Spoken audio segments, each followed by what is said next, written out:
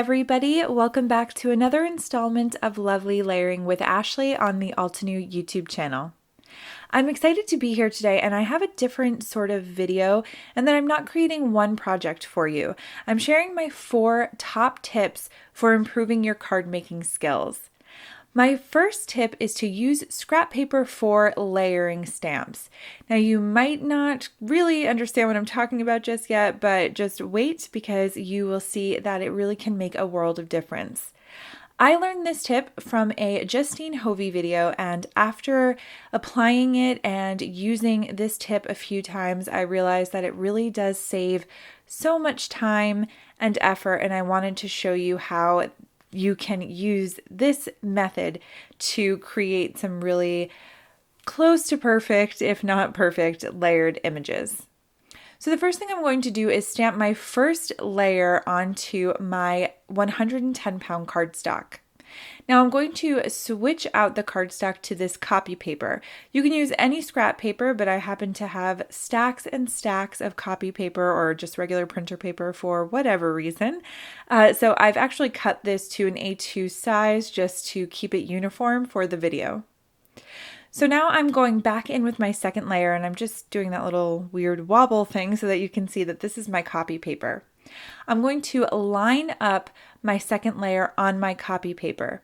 This will do a few things. One, once I stamp it, I can make sure that it's in the right spot, and I don't have to worry about it being off a little bit to the left or to the right when I'm actually going in to stamp on my real cardstock. So it's great for placement. Also, if I'm off in my coloring, or if I decide that I want to use a different color, or if I'm not quite sure which color I'm going for, this is a great opportunity to play around with that so that I don't have to commit before I see what it looks like.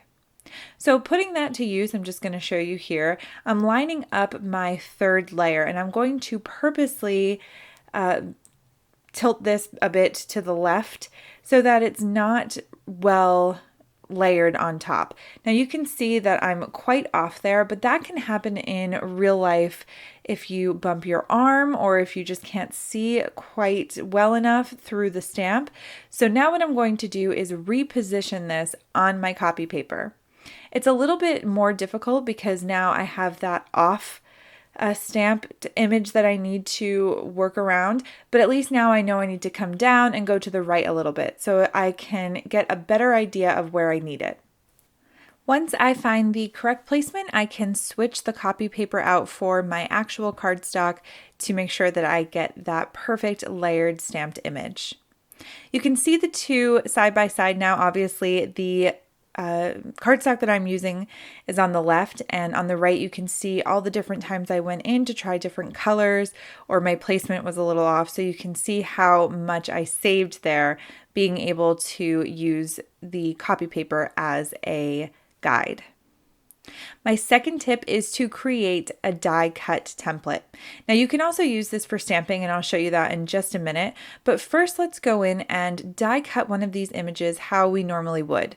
So you line up the die on top and it looks good. It looks like it's going to cut out perfectly, but we're a bit off. We've cut a little bit off of the bottom left there, and we've got some extra on the top, some extra white area that we don't need, and it's just not centered, and it could look a little sloppy, especially if you're creating a arrangement or a floral arrangement and you can see some of the white peeking through, and it just doesn't look as great as you want it to. So what I'm going to do is just take that die and die cut out of a black piece of scrap cardstock that I have. Now I can use that cardstock to hold it over my stamped image to make sure that I get a perfect line around the entire image. I can then grab the die, and it fits right in there in that little nook because we just used it to cut that out.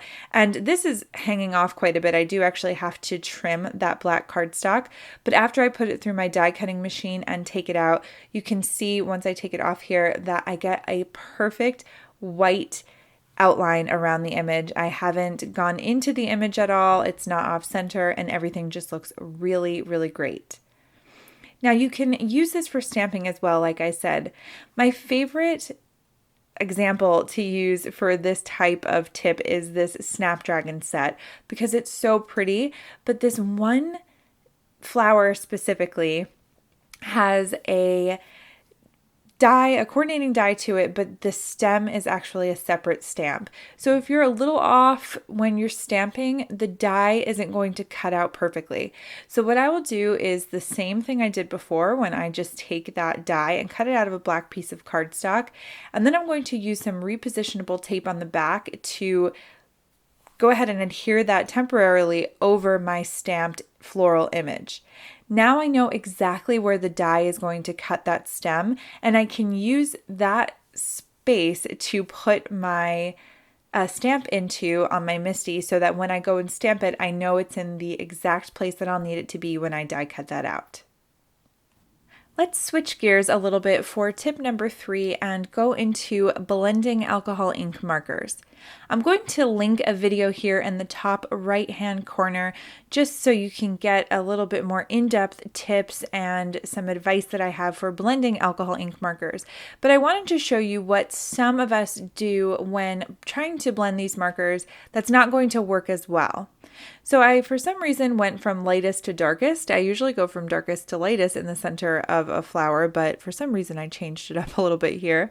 But you can see that even though I'm going into the previous color with my markers every time, I'm not getting a good blend.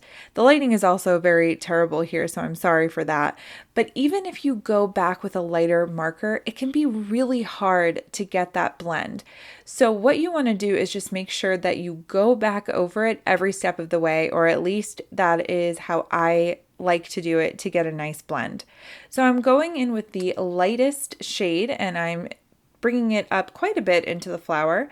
I'll then go with my next shade and go up even a bit more. And then I'm going to go back to that first shade and blend the area that's between the two shades just to make sure that you get a really nice transition.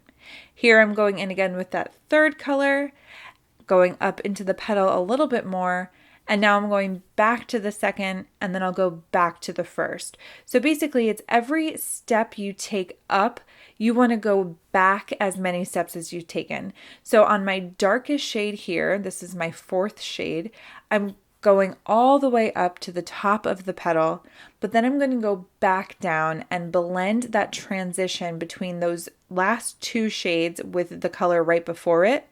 And then again with the color right before that, and then again with the first color.